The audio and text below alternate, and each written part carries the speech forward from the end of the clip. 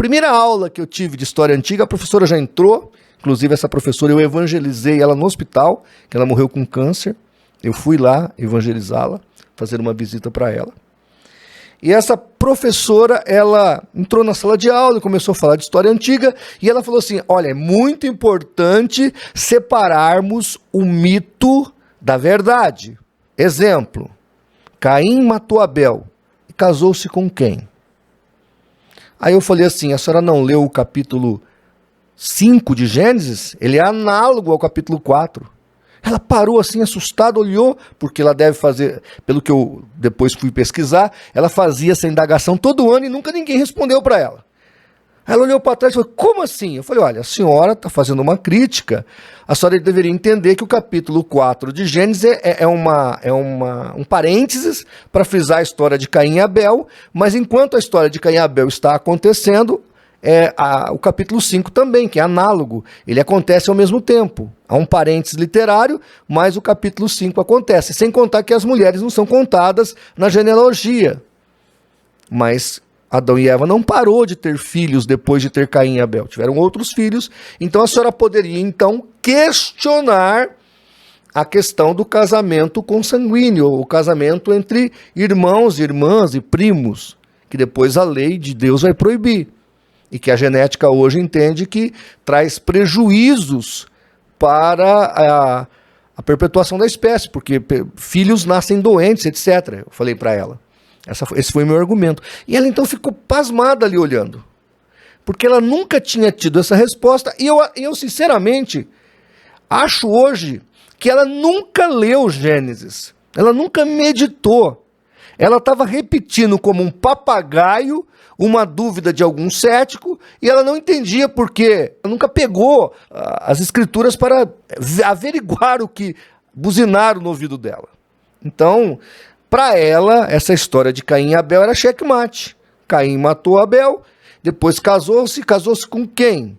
Se até então, segundo ela, na cabeça dela, Adão e Eva não teria tido outros filhos. E aí, com o passar do tempo, cada questionamento que era dado, eu conseguia dar uma resposta, a ponto que fui parar no conselho acadêmico da faculdade, acho que é assim que falava o nome do departamento lá. Fui inquirido pelos inquisitores e pediram para eu falar menos. Aí eu disse, eu posso falar menos desde que minha fé não seja atacada, porque se ela é atacada publicamente, ainda sou questionado sobre o assunto e eu tenho a resposta, por que eu não posso oferecer a minha resposta se nós estamos num ambiente acadêmico, onde isso deveria ser, essa visão dialética deveria ser respeitada? E foi uma guerra. E quais foram os materiais que eu usei? Bom, naquele tempo eu tinha menos livro do que eu tenho hoje, mas um dos livros que eu usei, que me ajudou muito, eu até me lembro que o professor, por incrível que pareça, em 2002, o professor colocou na tela ali da aula uma cadeia evolutiva do símil ao homem erectus. E eu levantei a mão e falei, professor, pelo amor de Deus, o senhor não deveria usar essa tese evolutiva, que isso aí já não passa mais no crivo da própria teoria do neoevolucionismo. Ele falou, como assim? Eu falei, olha, o senhor colocou ali o Neandertal junto com os Sapiens. Eu tenho aqui uma informação que nas cavernas da Alemanha o Sapiens se relacionou sexualmente com o Neandertal. Logo, não há evolução aí.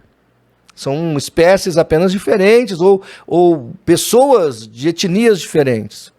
Aí ele olhou, onde você achou essa informação? Aí eu mostrei o livro para ele, que é esse aqui, Razões para os Céticos Considerarem o Cristianismo.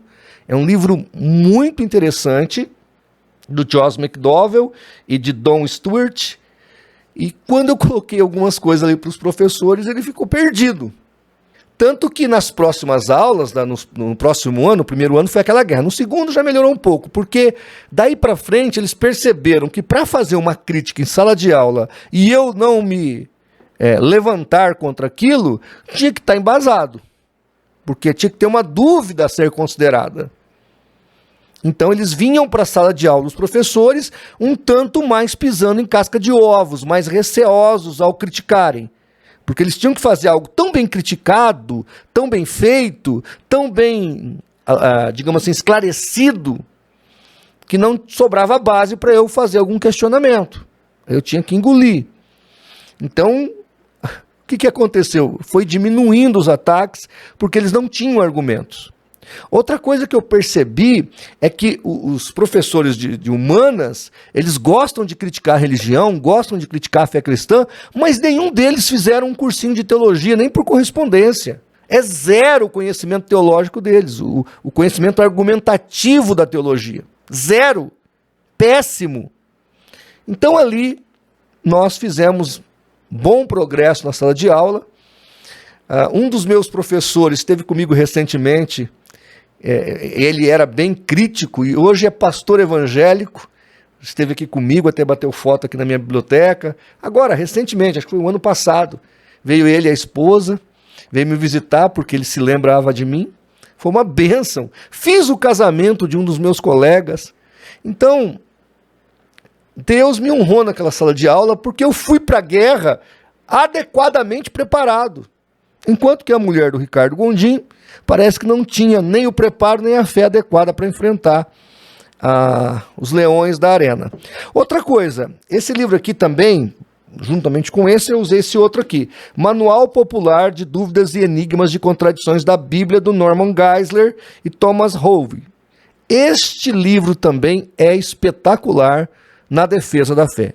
Foram estes dois livros que eu trabalhei na minha faculdade de 2001 a 2005 e Deus me deu grandes vitórias na arena da intelectualidade e no embate argumentativo com os meus professores que eram céticos. Graças a Deus, eu tive ali o privilégio de poder trazer uma visão dialética para aquela sala de aula que nunca tinha tido. Tanto que a minha professora, talvez a mais estudada, acadêmica de todos, até tem um livro dela aqui do Dr. Said sobre fundamentalismo islâmico, ela ficou muito minha amiga, né?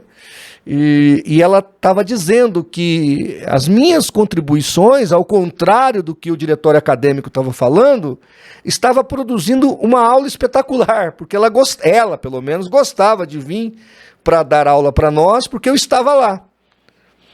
Ela sabia que eu iria questioná-la se ela falasse alguma coisa que eu discordasse. E, ao contrário de alguns, ela me admirava porque eu tinha argumentos ao que ela falava. E ali a aula era enriquecida, os debates eram calorosos. E eu não perdia tempo, viu, gente? Era dentro do ônibus, era no intervalo. Eu estava sempre ali, pronto para combater o bom combate da fé. Um outro livro que eu também usei por esses tempos também foi Fundamentos Inabaláveis. Um livro muito interessante do Norman Geisler, que te ajudará com certeza, Fundamentos Inabaláveis. Vou começar a passar aqui a lista, tá, gente? Outro que é muito bom e pode colaborar com a tua fé aí na faculdade, Respostas aos Céticos, de Norman Geisler e Ronald Brooks. Olha aí que legal, esse livro aqui, interessantíssimo, muito bom.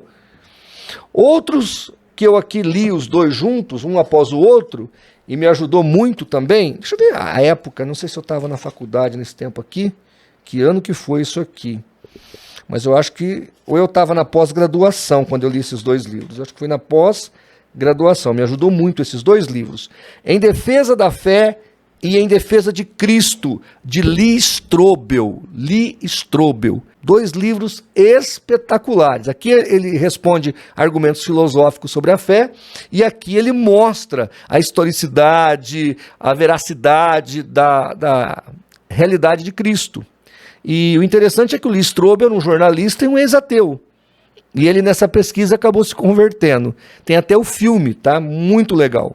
Falando em filme, Deus Não Está Morto, tem o filme 1 e 2, e tem o livro 1 e 2, Deus Não Está Morto. Dois livros que você pode presentear ao seu filho na faculdade. Ele vai ler, vai observar argumentos que são feitos dentro da sala de aula, porque na minha época que eu fui para a faculdade não tinha esses livros. Esses livros aqui são posteriores, aí fizeram o filme, etc. Mas é a experiência de quem está no mundo acadêmico, dentro de uma sala de aula. Então, vale muito a pena. Aqui eu vou citar um desses livros, desse autor, mas tem vários outros. Eu tenho aqui, não deu para eu mostrar, senão eu ia encher a mesa aqui, você não ia nem me ver de tanto livro. Mas o Dr. William Lane Craig, ele tem livros espetaculares, ele lida somente com o mundo acadêmico, a praia dele é evangelizar o pessoal nas faculdades, e esse aqui é A Razão da Nossa Fé, Deus, o Cristianismo e a Bíblia, o William Lane Craig. Esse aqui eu comecei a ler, estou na página 50 ainda, ganhei recentemente, mas eu tenho vários dele aqui em guarda, e outros livros dele. Então são livros que, se a mulher do Ricardo Gondim tivesse lido, coitada, ela não estava desviada. E pior, desviada dentro da igreja e ensinando outros a continuarem desviados. Um outro também do Norman Geisler é Razões para Crer, da editora CPAD. Olha que livro espetacular, Razões para Crer. Todo esse material aqui que eu estou citando para você são livros que você ainda encontra, a maioria deles, e são feitos para se usarem dentro do mundo acadêmico. E por fim, dos que eu trouxe aqui, tem também do pastor Elias Soares, Respostas a Perguntas Difíceis, eu recomendo também. Eu vou botar aqui na edição do vídeo, porque vale a pena também. E tem também esse aqui é uma obra espetacular, é a melhor obra de Norman Geisler, ele que faleceu há alguns anos atrás. É um livro que tem quase, deixa eu ver aqui, 1000 páginas, é um livro grande. Enciclopédia de Apologética, Resposta aos Críticos da Fé Cristã. Olha, gente, que livro fantástico. Eu não sei se a Editora Vida ainda tem para vender, mas essa obra aqui, ela é extremamente acadêmica. Todos os argumentos aqui relacionados são na esfera da alta crítica. Ele responde à alta crítica. Então, é uma obra que não existe jeito de você não lê-la se você quer entrar nesse campo. Ou se você quer entrar na faculdade com a mente bem protegida.